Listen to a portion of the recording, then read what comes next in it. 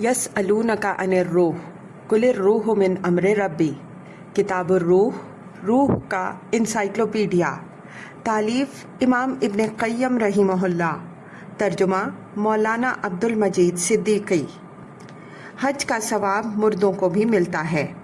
एक जोहनी औरत ने रहमतुल आलमीन सल्लल्लाहु अलैहि वसल्लम से पूछा, मेरी वालिदा ने हज करने की मन्नत मानी थी लेकिन हज करने से पहले फौत हो गईं, क्या मैं उनकी तरफ से हज कर लूं? फरमाया, कर लो। बताओ, अगर तुम्हारी वालिदा पे कर्ज होता तो क्या तुम उसे अदा कर देती? फरमाया, अल्लाह का कर्ज भी अदा करो, क्योंकि अल्लाह का कर्ज बदरजाए ऊला अदा करना चाहिए। हज़रत बुरैदा रज़ी अल्लाह अन्हो वाली हदीस भी इस सिलसिले में गुजर चुकी है। सिनान बिन सलमा जोहनी की औरत ने पूछा, या रसूलल्लाह सल्लल्लाहु अलैहि वसल्लम, मेरी वालिदा फौत हो गई, उन्होंने हज नहीं किया था, क्या उनकी तरफ से मेरा हज करना इन्हें काफ़ी होगा? फरमाया, हाँ, अगर तुम्हारी माँ पर कर्ज होता और तुम उसे अदा कर देती तो क्या उनकी तरफ से अदा नहीं होता? निसाई। एक औरत ने पूछा कि इनका बच्चा फौत हो गया, उसने हज नहीं किया था। फरमाया, उसकी तरफ से तुम हज कर आओ। यही मसला एक शख्स ने अपने वालिद के सिलसिले में भी पूछा। फरमाया, तुम्हारे वालिद पर अगर कर्ज होता तो क्या तुम उसे अदा कर देते? बोले, हाँ। फरमाया, तो अल्लाह का कर्ज तो बदरजाए ऊला अदा करना चाहिए। मुर्दों की तरफ से कर्ज भी अदा हो जाता है। तमाम मुसलमान इस पर मुत्तफिक हैं कि अगर मुर्दे की तरफ से कर्ज अदा कर दिया जाए तो अदा हो जाता है, अगरचे अजनबी शख्स ही अदा कर दे या उसके गैर ज़ाती माल में से अदा किया जाए। अबू कतादा वाली हदीस में है कि वो मुर्दे की तरफ से 2 दीनारों के ज़मानती बन गए थे। जब उन्होंने अदा कर दिए तो आपने फरमाया, अब उसे सुकून मिला है। जिंदा अगर मुर्दे को अपना हक माफ़ कर दे तो वो ख़त्म हो जाता है। इस पर भी सब मुत्तफिक हैं कि जब किसी जिंदा शख्स का मुर्दे पर कोई हक हो और वो उसे माफ़ कर दे तो वो हक मुर्दे से ख़त्म हो जाता है और उसकी माफ़ी से फ़ायदा पहुंचता है। जैसे जिंदा शख्स को माफ़ करने से हक ख़त्म हो जाता है, फिर नसो इजमा से जिंदा शख्स को माफ़ करने से हक ख़त्म हो जाता है, जबकि उसकी अदायगी का इम्कान भी बाकी है। अगर वो माफ़ी कबूल ना करे तो मुर्दे की तरफ से बदरजाए ऊला माफ़ी से हक ख़त्म हो जाएगा, क्योंकि वो अदा करने पर कादिर नहीं। फिर जब मुर्दों को जिंदों की माफ़ी का फ़ायदा पहुंचता है तो उनके तोहफ़ों और हदियों का भी फ़ायदा पहुंचना चाहिए, क्योंकि दोनों हालतों में कोई फ़र्क नहीं, क्योंकि अमल का सवाब हदिया देने वाले का हक है। जब वो अपना हक माफ़ कर सकता है तो अपनी तरफ से हदिया भी पेश कर सकता है।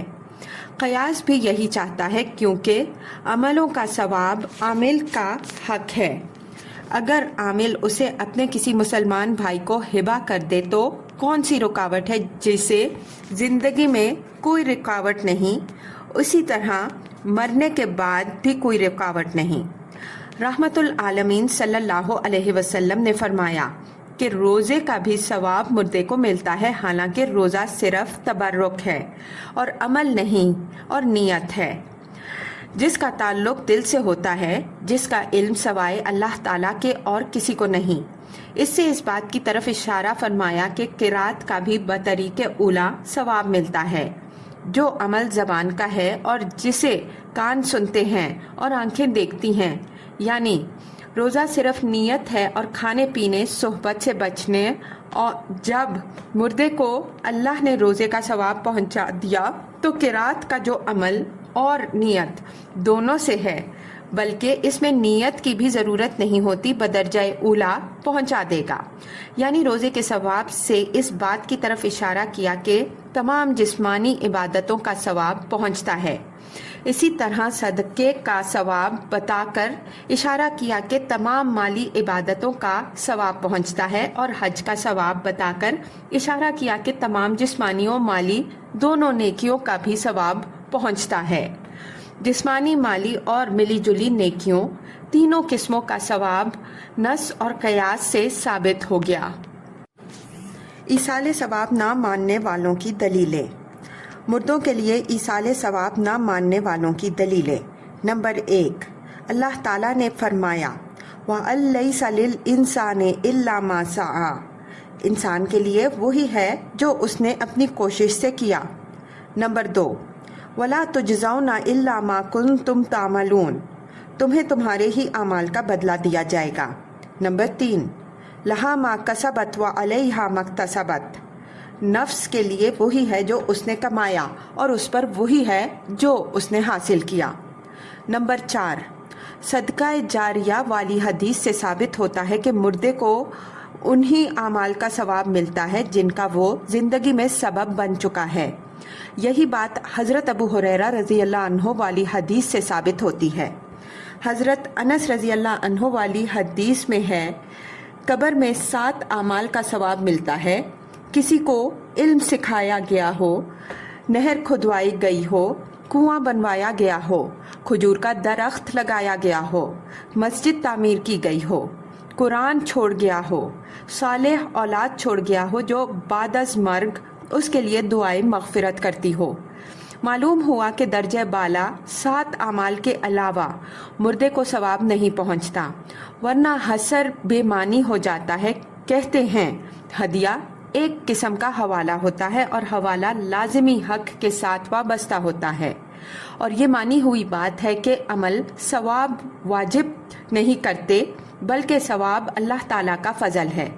پھر بندہ صرف فضل پر کیسے حوالہ دے سکتا ہے جو اللہ پر واجب نہیں؟ اگر چاہے تو دے اور نہ چاہے تو نہ دے۔ مثال کے طور پر کوئی فقیر کسی کو کچھ ہبہ کر دے اور ایسے شخص کا حوالہ دے دے جس سے صدقہ ملنے کی توقع ہو، ظاہر ہے کہ ایسا ہبہ بیکار ہے، کیونکہ جس کا حوالہ دیا ہے اس پر دینا واجب نہیں، چاہے وہ دے یا نہ دے۔ لہٰذا اس قسم کا ہبہ اور ہدیہ درست نہیں، جیسے اس چیز کا ہدیہ درست نہیں جس کے ملنے کی بادشاہ سے توقع ہے اور یقین نہیں۔ اس کے علاوہ اسباب ثواب کا ایثار مکروہ ہے، جبکہ وہ قربانی عبادات کے ذریعہ ہو، اس لیے نفس ثواب جو عبادتوں کی غایت ہے بدرجہ اولا مکروہ ہوگا۔ اسی طرح امام احمد رحمہ اللہ نے بطور ایثار کے پہلی صف سے پیچھے ہٹنے کو مکروہ کہا ہے، کیونکہ اس میں سبب ثواب سے اعراض ہے۔ امام احمد رحمہ اللہ سے اس سلسلے میں پوچھا گیا، جو پہلی صف سے ہٹ کر پیچھے چلا جائے اور اپنی جگہ اپنے والد کو بڑھا دے، اس کے بارے میں کیا رائے ہے؟ فرمایا صحیح نہیں۔ اس کے علاوہ اور بہت سی نیکیاں ہیں کہ وہ والد کے ساتھ کرتا ہے۔ نیز اگر میت کو ہدیہ جائز ہو تو پھر زندہ کو بدرجہ اولا جائز ہوگا اور ثواب کا انتقال لازم آئے گا۔ نیز اگر یہ جائز ہو تو آدھا تہائی وغیرہ بھی جائز ہوگا۔ اس کے علاوہ اگر یہ جائز ہو تو اپنے لیے عمل کرنے کے بعد ہدیہ صحیح ہوگا، جبکہ تم کہتے ہو کہ فعل کے وقت مردے کے ہدیے کی نیت کر لے، ورنہ مردے کو ثواب نہیں ملے گا۔ جب نفل ثواب جائز ہے تو فعل کے بعد اور فعل سے پہلے نیت کرنے میں کیا فرق ہے؟ نیز اگر ہدیہ جائز ہو تو زندوں پر فرائض کے ثواب کا ہدیہ بھی جائز ہوگا، جس طرح نوافل کا ہدیہ جائز ہے۔ علاوہ ازیں تکالیف سے ایک قسم کا امتحان ہے اور تکالیف بدل قبول نہیں کرتی، کیونکہ ان سے مقصد مکلف و عاقل کی عین ذات ہے، لہٰذا اس کے قائم مقام اس میں کوئی نہیں بن سکتا۔ اگر کسی کے عمل سے کسی اور کو بلا اس کے اپنے عمل کے فائدہ پہنچتا تو اللہ تعالیٰ اس کا زیادہ حقدار تھا، حالانکہ اس نے فیصلہ فرما دیا ہے کہ انسان بغیر کوشش کے فائدہ نہیں اٹھا سکتا۔ پھر جس طرح یہ اصول شرع میں کار فرما ہے، اسی طرح قضاء و قدر میں بھی ہے۔ مثال کے طور پر اگر کوئی بیمار یا بھوکا پیاسا یا ننگا ہو اور کوئی دوسرا شخص اس کی طرف سے دوا پی لے یا کھانا کھا لے یا پانی پی لے یا کپڑا پہن لے، تو کیا اس سے بھوکے ننگے کو فائدہ پہنچ جائے گا؟ اس کے علاوہ اگر کسی غیر کا عمل کسی کو فائدہ پہنچا سکتا ہے تو اس کی طرف سے توبہ بھی فائدہ پہنچا سکتی ہے۔ کہا جاتا ہے اسی لیے کسی دوسرے کی طرف سے اسلام و نماز قبول نہیں ہے۔ پھر جب بڑی عبادات کا یہ حال ہے تو فروعات تو بدرجہ اولا اسی حکم میں ہوں گی۔ کہتے ہیں دعا تو اللہ تعالیٰ سے التجا ہے اور اس سے امید کی جاتی ہے کہ وہ مرنے والے پر مہربانی سے پیش آئے اور اس کے گناہوں کو معاف فرمائے۔ بس مردوں کے لیے زندوں کا یہی ہدیہ ہے۔ صدقہ، حج، روزوں وغیرہ کا ثواب مردے کو پہنچتا ہے اور ان کے دلائل۔ روایت کے مطابق عبادت کی 2 قسمیں ہیں۔ نمبر 1، اس عبادت میں تو قطعی نیابت کی گنجائش نہیں، جیسے اسلام، نماز، روزہ اور تلاوت قرآن وغیرہ۔ اس طرح کی عبادت کا ثواب صرف کرنے والے ہی کو ملے گا، اس سے دوسرے کی طرف ثواب نہیں جائے گا، جیسا کہ زندگی میں طریقہ کار تھا۔ اور ایک وہ قسم ہے جس میں نیابت کی گنجائش ہے، جیسے امانت کی ادائیگی، قرض کی ادائیگی، زکوٰۃ اور حج وغیرہ۔ اس قسم کی عبادتوں کا ثواب مردوں کو پہنچتا ہے، کیونکہ یہ افعال میں بھی دوسروں کی طرف سے کیے جاتے ہیں اور وہ سبکدوش ہو جاتے ہیں، تو مرنے کے بعد بدرجہ اولا ثواب پہنچنے گا۔ کہتے ہیں کہ مردوں کی طرف سے روزہ رکھنے کی حدیث کا کئی طرح جواب ہے۔ نمبر 1، امام مالک رحمہ اللہ نے اپنی کتاب موطا امام مالک میں فرمایا ہے کہ کوئی کسی دوسرے کی طرف سے روزے نہ رکھے۔ اس پر تمام متفق ہیں، کسی کا اختلاف نہیں۔ نمبر 2، مردوں کی طرف سے روزے رکھنے والی حدیث کے راوی حضرت ابن عباس رضی اللہ عنہ ہیں اور نسائی میں انہی سے روزوں کی ممانعت بھی آئی ہے۔ نمبر 3، اس کے علاوہ اس حدیث کی سند میں بھی اختلاف ہے۔ نمبر 4، یہ قرآن کی آیت لیس للانسان الا ما سعی کے مخالف ہے۔ نمبر 5، یہ نسائی کی ابن عباس رضی اللہ عنہ والی روایت کے خلاف ہے، جس میں ہے کہ کوئی کسی کی طرف سے نہ نماز پڑھے اور نہ روزے رکھے، بلکہ اس کی طرف سے ہر روزے کے بدلے 1 مد گیہوں دے دے۔ نمبر 6، یہ ابن عمر رضی اللہ عنہ والی حدیث کے بھی خلاف ہے کہ اگر کسی مردے پر رمضان کے روزے ہوں تو اس کی طرف سے کھانا کھلا دیا جائے۔ نمبر 7، یہ قیاس جلی کے بھی خلاف ہے، یعنی جس طرح کسی کی نماز، توبہ اور اسلام دوسرے کی طرف سے قبول نہیں ہے، اسی طرح ہر نیکی ناقابل قبول ہے۔ ابن عباس رضی اللہ عنہ والی حدیث پر امام شافعی رحمہ اللہ کا تبصرہ۔ حضرت ابن عباس رضی اللہ عنہ نے ام سعد رضی اللہ عنہا کی نظر کی تعین نہیں کی۔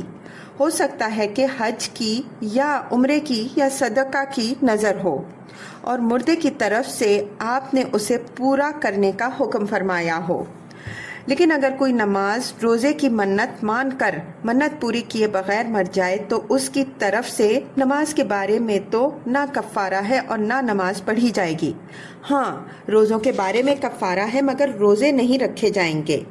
اگر کہا جائے کہ کیا رحمت العالمین صلی اللہ علیہ وسلم سے روزے رکھنے کی روایت نہیں آئی ہے، تو کہا جائے گا کہ ہاں، ابن عباس رضی اللہ عنہ والی روایت ہے۔ اگر کہا جائے کہ آپ کیوں اسے نہیں مانتے، تب کہا جائے گا کہ زہری عبید اللہ سے اور وہ ابن عباس رضی اللہ عنہ سے اور وہ رحمت العالمین صلی اللہ علیہ وسلم سے نظر کی روایت کرتے ہیں، لیکن اس روایت میں نظر کی تعین نہیں ہے، جس طرح کے دوسری حدیثوں میں ہے۔ حالانکہ امام زہری رحمہ اللہ کا حافظہ اور عبید اللہ کا ابن عباس رضی اللہ عنہ کے پاس ایک لمبے عرصے تک اٹھنا بیٹھنا مشہور ہے۔ اب کوئی راوی زہری کے علاوہ کسی اور شخص سے جو علاوہ عبید اللہ کے ہوں عبید اللہ والی حدیث کے خلاف لے آئے تو قرین قیاس یہی ہے کہ وہ محفوظ نہ ہو۔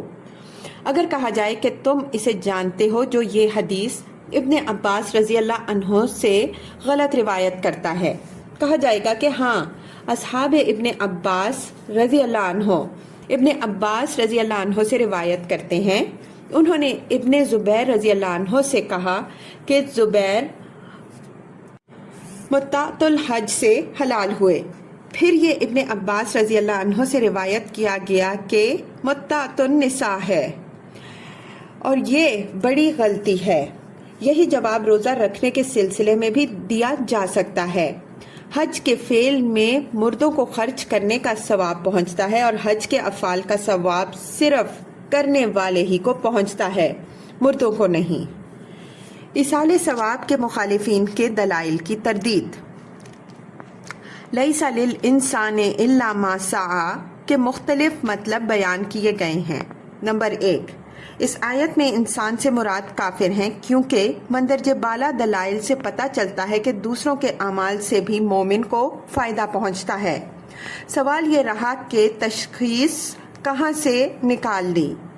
تو اس کا جواب ظاہر ہے، تخصیص جائز ہے جب اس پر دلائل قائم ہوں، مگر یہ مفہوم بالکل کمزور ہے اور آیت میں عام مفہوم ہی مراد ہے، کیونکہ اس سے پہلے جو آیتیں ہیں ان میں بھی عام مطلب ہی چلے آ رہے ہیں، جیسے وَلَا تَزِرُ وَازِرَةٌ وِزْرَ أُخْرَى، اور یہ کہ کوئی کسی کا گناہ اپنے اوپر نہیں لے گا۔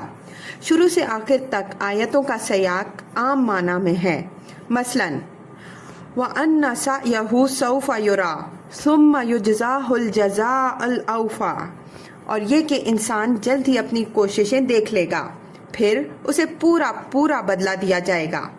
ظاہر ہے کہ یہاں بھی عام معنی مراد ہے جو نیک و بد اور مومن و کافر سب کو شامل ہے، جس طرح اس آیت میں عام معنی مراد ہیں۔ فَمَن يَعْمَلْ مِثْقَالَ ذَرَّةٍ خَيْرًا يَرَهُ وَمَن يَعْمَلْ مِثْقَالَ ذَرَّةٍ شَرًّا يَرَهُ، کہ جو بھلائی یا برائی کرے گا اسے دیکھ لے گا۔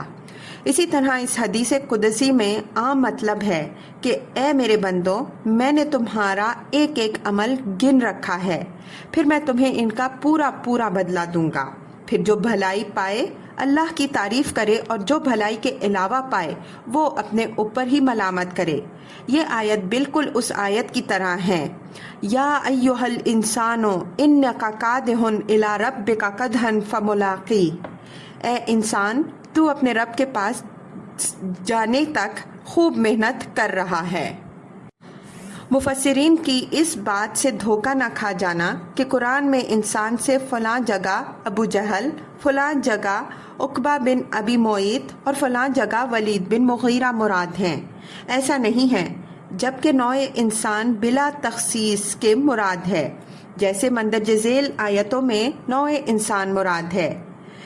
ان الانسان لفی خسر، ان الانسان لربہ لکنود، ان الانسان خلق ہلوعا، ان الانسان لیطغی، ان الانسان لظلوم کفار، وحملہ الانسان انہ کان ظلوما جہولا۔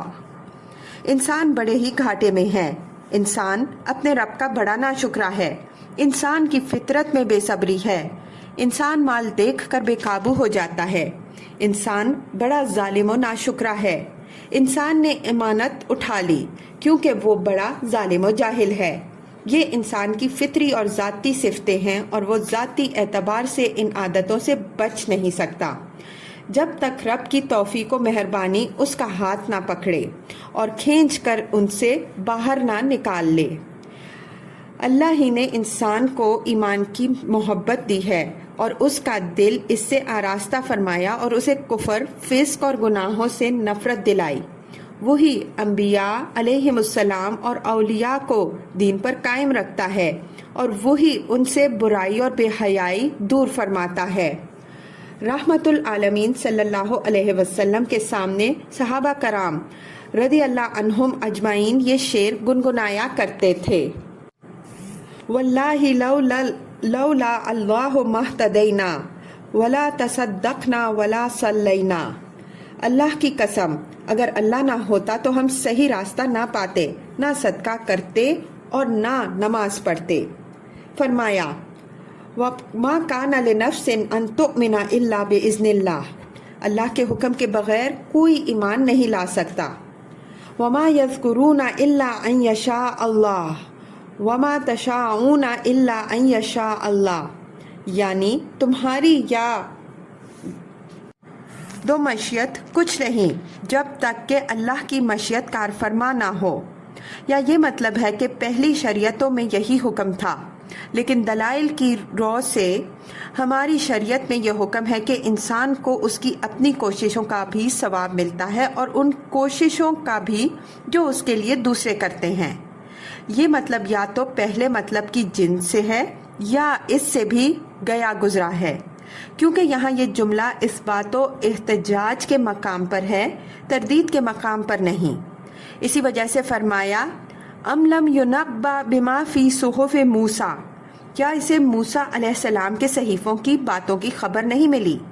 مطلب پہلی شریعتوں میں بھی یہ باتیں بتائی گئی ہیں اور اس شریعت میں بھی۔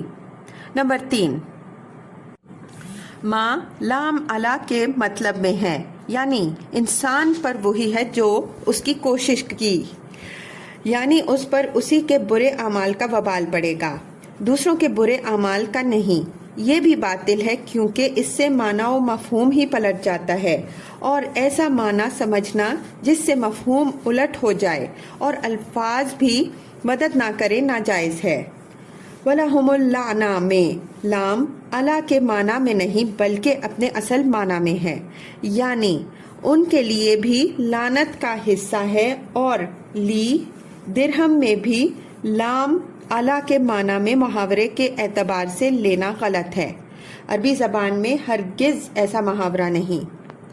نمبر 4، یا یہاں حذف ہے، یعنی ما سعی کے بعد او سعی لہو محذوف ہے۔ یہ بھی ٹھیک نہیں کیونکہ اس میں ایسا حذف مانا جا رہا ہے جس پر سیاق کسی صورت پر بھی دلالت نہیں کرتا اور اللہ پر اور اس کی کتاب پر بلا علم کے بات ہے۔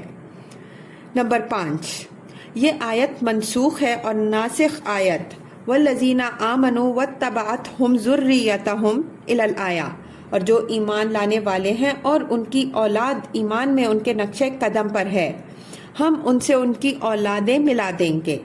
یہ تفسیر ابن عباس رضی اللہ عنہ سے بھی نقل کی جاتی ہے، لیکن یہ بھی کمزور ہے۔ ابن عباس رضی اللہ عنہ یا کسی اور کے منسوخ کہنے سے تنسیخ ثابت نہیں ہوتی، جبکہ دونوں آیتوں میں تطبیق نہ ممتنع ہے اور نہ دشوار، کیونکہ آخرت میں دنیا کی طرح بیٹے اپنے باپوں کے تابع ہوں گے۔ یہ طبیعت باپوں کی بزرگی اور ثواب کی بنیاد پر ہے جن کو انہوں نے اپنی کوششوں سے حاصل کیا، لیکن بیٹوں کا باپوں کے درجے میں بغیر اعمال کے لاحق ہونا ان کی وجہ سے نہیں بلکہ ان کے باپوں کی وجہ سے ہے کہ اللہ نے جنت میں ان کے پاس ان کی اولاد کو پہنچا کر ان کی آنکھیں ٹھنڈی کر دیں اور بیٹوں پر شفقت کی جس کے وہ حقدار نہ تھے، جیسا کہ حور و غلمان سے پر اور اس مخلوق پر جسے وہ جنت کے لیے پیدا کرے گا بلا ان کے اعمال کے مہربانی فرمائی، اور ان پر بھی جنہیں اللہ بغیر کسی عمل کے صرف اپنی مہربانی سے جنت عطا فرمائے گا۔ معلوم ہوا کہ اللہ تزر وازرۃ وزر اخری اور وَأَن لَيْسَ لِلْإِنسَانِ إِلَّا مَا سَعَى دونوں محکم ہیں، اور یہی فیصلہ رب کی عدالت و حکمت و کمال و اقدس چاہتا ہے، اور عقل و فطرت اس فیصلے کے گواہ ہیں۔